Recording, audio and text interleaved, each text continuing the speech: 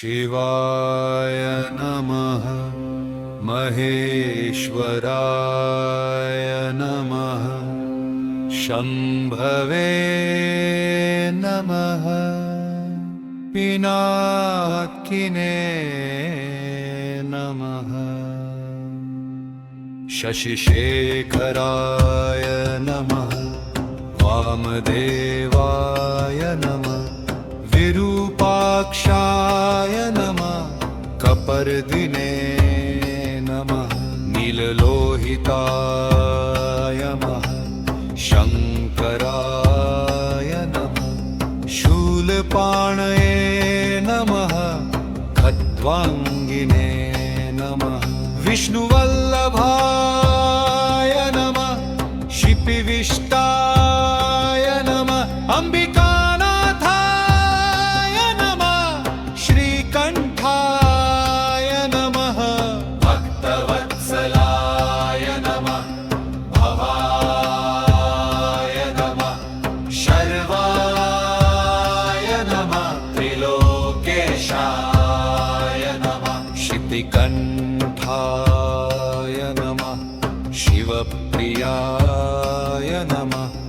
उग्राय नमः कपानिधे नमः कामारये नमः अंधकासुरसूदनाय नमः गंगाधराय नमः ललाक्षाय नमः कालकलाय नमः कृपानिधाय नमः भीमाय नमः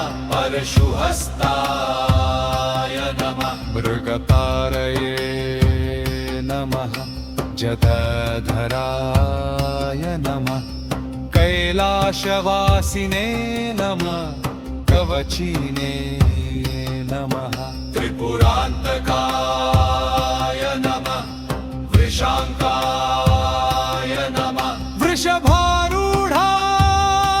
नमः भस्मोद्धुलितविग्रहाय नमः सामप्रियाय नमः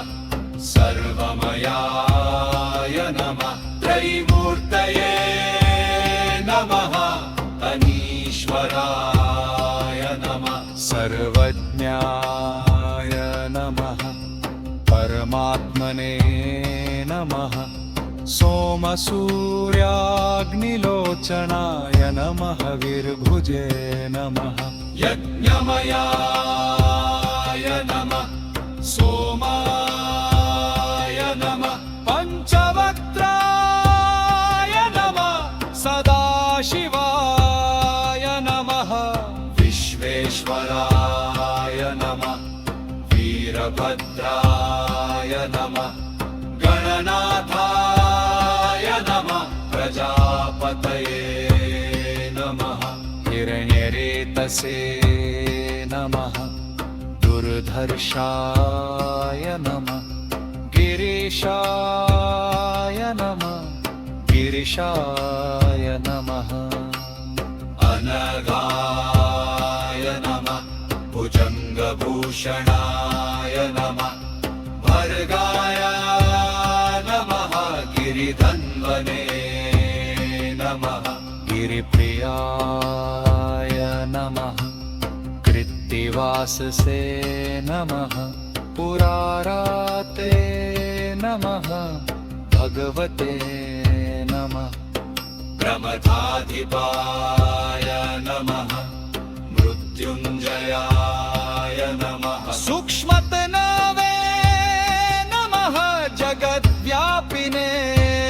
नमः जगद्गुरुवे नमः व्योमकेशाय नमः महासेनजनकाय नमः दारुविक्रमाय नमः रुद्राय नमः भूतपते नमः स्थाणवे नमः अहिरबुद्धन्याय नमः दिगम्बराय नमः अष्टमूर्तये नमः अनिकात्मने नमः सात् विग्रहाय नमः शाश्वताय नमः खण्डपर्शवे नमः अजाय नमः नाशविमोचकाय नमः मृडाय नमः पशुपतये नमः देवाय नमः अवेवाय नमः अव्ययाय नमः हरये नमः पुषदन्तभिदे नमः दक्षाध्वरहराय नमः भगनेत्रभिदे नमः अव्यक्ताय नमः सहस्राक्षाय नमः सहस्रपदे नमः अपवर्गप्रदाय नमः अनन्ताय